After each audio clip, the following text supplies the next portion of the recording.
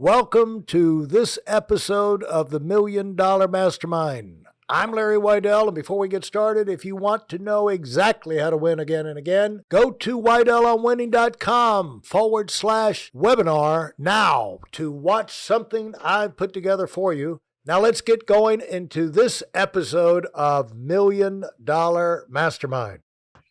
I'm here now talking with Bill Richter. And we're going to have some fun talking about his experience in life in the business world and making special things happen. And so, hello, Bill. Hey, Larry. It's great to be here. Thanks for having me. Yeah, we're going to have some fun today. And I'm going to learn a lot of stuff because I don't know about, it's not going to be a tech discussion, but it's interesting to get insight into this world. And because you are the president, CEO of Qumulo, and Qumulo is an American data storage company and offering products and services, help companies manage and keep up with their data. And it's a data world, isn't it? It's amazing. Oh, it is. And when you, the people can help you keep up with that, that's a priceless, necessary service. And to start this thing, it looks like you had, let's just go off from there. You had to raise $125 million in funding because you can't go down and buy a computer at the store and say, okay, I run a data storage company. No, you got to have farms and piles of this stuff, right? It's just like, it's a big hardware investment to kick it off. So talk about, let's just dive into it like that. How do you go about raising $125 million?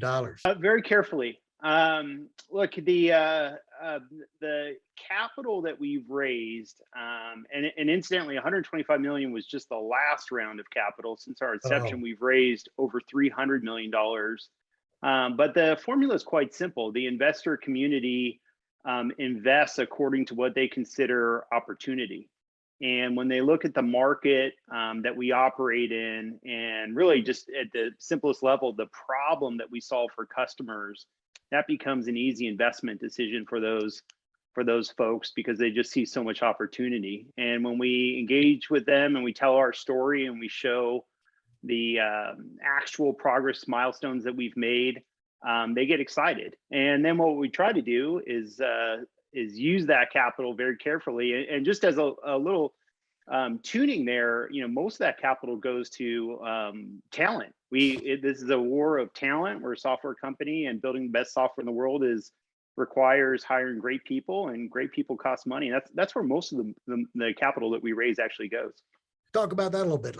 300, where do you go? You get an idea, and we'll talk about how you got the idea and the experience on that, but you get to the point where you got to get some money. Where do you go? We're fortunate that, one of the greatest things about being an entrepreneur in America right now is this is one of the most risk tolerant capital markets in the entire world. And it's no surprise that if you look at the technology companies, the global technology brands, whether it's Google or Facebook or Amazon or Apple, and the list goes on. Qumulo, I'll put in that list. They're all American based. And that's not just because we have smart people here. It's because there's a confluence of smart folks, aggressive entrepreneurs, and capital that understands how to invest in these sectors. And so our early stage investors were really great venture capital firms like Kleiner Perkins in Silicon Valley, and Madrona Ventures up here in the Northwest, and Highland Capital in Boston. And as the years pass, those folks have continued to invest, but more recently, some of the much larger investors like BlackRock, which has something like $8 trillion under management, has invested in Qumulo. Good Lord, you got BlackRock invested in Qumulo. We do. Wow, you got to have your act together to walk into that room. I bet. You do. Talk about talent. I bet they've got some pretty serious financial talent on board. pretty skeptical. I'm sure because like all successful companies, I know they've been burned a million times themselves. Well, you know, they all do. They really put us through our paces. They do a ton of diligence, and interestingly, they have a lot of financial folks, but they have a lot of technologists in those firms now, and that's wise of them, because if you really don't get some of the deep technology and the real problems that companies are trying to solve, you could definitely put your money in bad spots. And so, but you're right, Larry. I mean, getting through into those folks and figuring out how to partner with them and raise a lot of capital is the hard work of any entrepreneur, especially a tech entrepreneur. Yeah, I guess we've gotten past the era where I remember the early 90s. I don't talk about it on this podcast, but my cousin actually was H. Edward Roberts, who invented the personal computer, and out of Albuquerque, and it's where Microsoft came from. You know, Bill Gates and Paul Allen, Yeah. 20 years old, went from Boston down to work for him. And anyway, so I've been forced to be just by, you know, my older cousin, aware of what's going on in the industry all along. But you would, and as a result, you know, you'd go in, and I spent a lot of time on the getting our own websites up and information to the field force and financial services spread out. And so as a result, I got more education in that than I really needed. But I'd go in, and it's really funny to go in to hear CEOs, you know, be in a board meeting somewhere, and the CEO comes in with great assurance and starts pontificating on here's how the industry's going, and this works, this, that, the other. And for someone who knew anything about technology, realize this is somebody with kindergarten you know, level knowledge, spouting like they're Albert Einstein, you know, and you know, blowhards basically. And none of the stuff they were saying was right, but they did it with such authority they could get away with it. And that's the way it was pretty much during the 90s. But now you got smart people around you, and you can't be a CEO and be that stupid, you know, about technology. You know, because it wasn't that long ago before Oprah didn't even know about email. You know, they had a show where, you know, okay, we're going to get Oprah on email. So this stuff has kind of flooded in pretty fast, hasn't it? Well, when I started in business 25 years ago, I remember the senior leaders would dictate emails and have their secretaries type them up for them, and that sort of defeated the whole purpose of email. So yeah, we have definitely come a long way. We had our president and founder, Art Williams, and he had retired about in the early 90s. But it came up about 5-6 years ago. There was like, he was looking for something to do. And I said, you got to find a way to reach people, whatever. So he had an iPad. You know, he's one who's didn't even have, he'd use his wife's cell phone. You know, when he needed a cell phone, he'd have the wife hand him the cell phone, and she'd dial the number, and he would talk. And then, but it came time, and literally, this is a guy worth billions. We'd sit, and I said, okay, Art, he wanted to learn how to use iPad and send emails. I said, well, I learned long ago that whoever holds the pen, whoever is doing the input, is the one who learns, you know. So I said, so I wouldn't touch it. I made him do it. And I said, take your finger and push that. And then go over here and push that. This is a billionaire. But the thing about the billionaires, those suckers learn fast. Pretty soon, he had mastered it, and he was firing out emails all over the place, and still is. And so just because they're dumb on it doesn't mean they're going to stay dumb, because you can get, if you have the right people explaining this stuff to you, you can get proficient. And once people who have experience leveraging themselves and they see how this works, it's like, okay, you know, the gears click in their heads about how they can use it to get the things done they want to do. It's really amazing to see that transformation. But in the era we are now, that just creates the thing for more need to be able to keep up with all this stuff.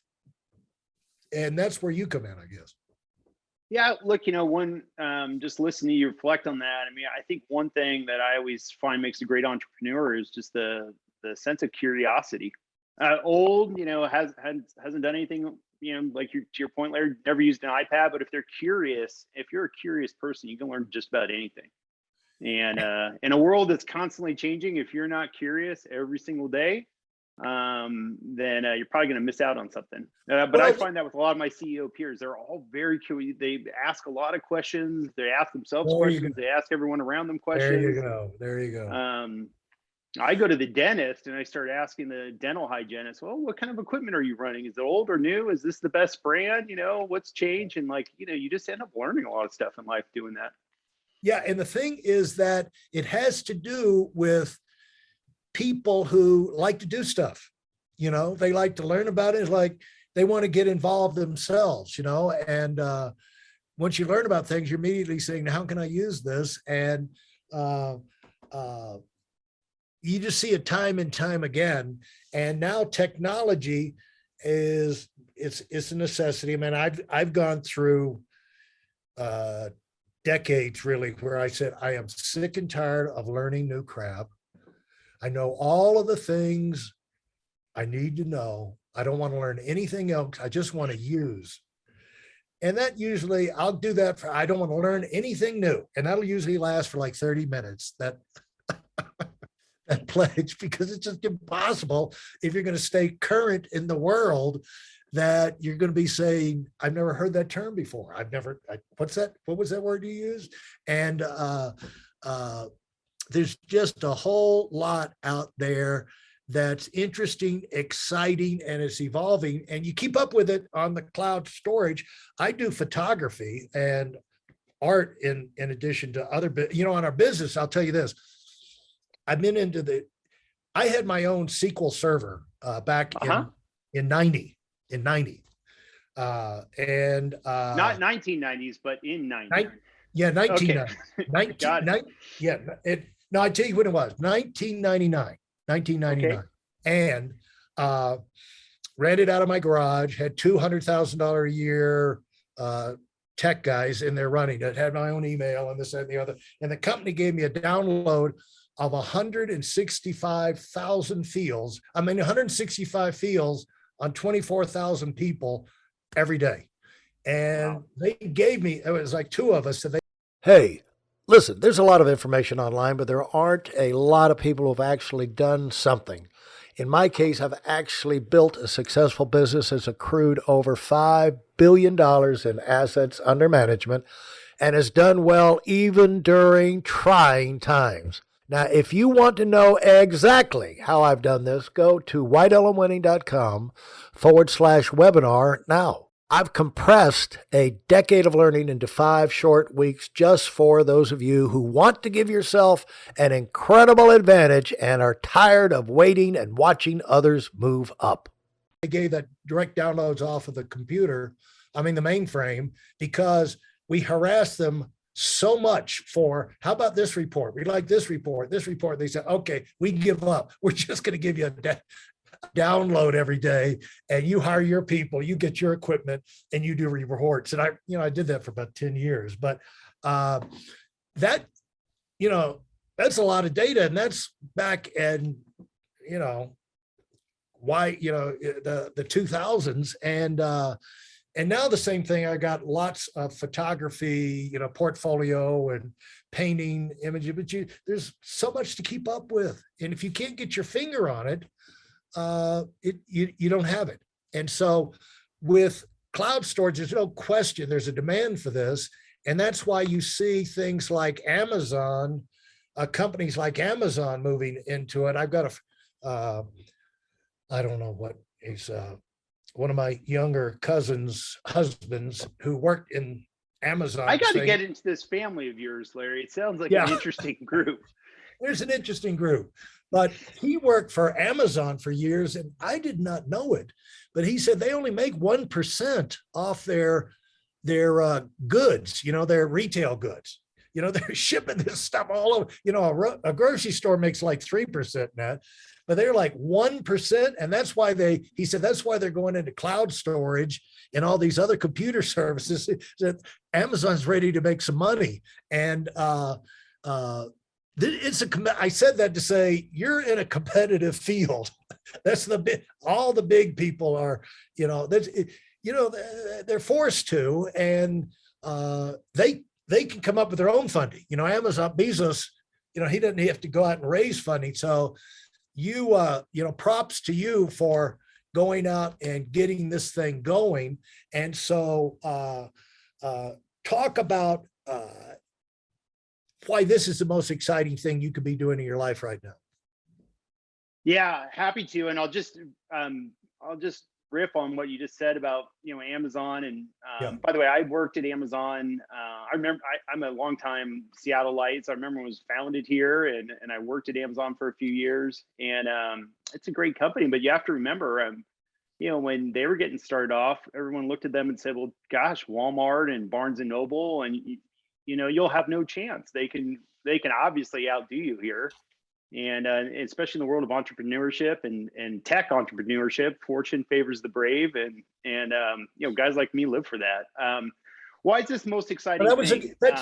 That is a great point, and especially if you know how basic it was when Bezos started. It was him and one or two other guys shipping stuff out of his garage, and he was one of the one packing. And he tells a story about himself where he said he had a super inspiration. He said, because they were, you know, break his back folding packages on the floor, concrete floor in the garage. And he said he had this brainstorm, you know, like eureka moment. And he told his second in command, he said, I got it. He said, why don't we buy knee pads, you know? And that way, when we're on the floor, we won't kill our knees. And the guy said, why don't we just buy a table? So the guys who start this thing don't necessarily start off as geniuses in every aspect of the business, but you know, and they start basically. That's where Bezos started, you know, because he told the story on himself. And so, but you have to have monster courage to be able to go in a drive and to get yourself to launch out like that, and to realize, you know, it starts with the first step, you know. Yeah, that's right. You know, I'll tell you one thing about being an entrepreneur is that, you know, and I've been doing this for 25 years. I've been a tech executive for almost 15. I've been a venture capitalist, invested in a lot of companies. So I met a lot of entrepreneurs. And, you know, one thing I like to say is any entrepreneur, whatever their idea is almost always a dumb idea, in the sense that, you know, somebody comes along and says, well, I'm going to make an electric car. And you go, well, that's dumb. If people wanted electric cars, Ford would make them, or Toyota. You couldn't possibly build one of those things and be successful. Or back to Amazon, you know, the world has a bookstore, has a lot of great bookstores. Why would it need another one?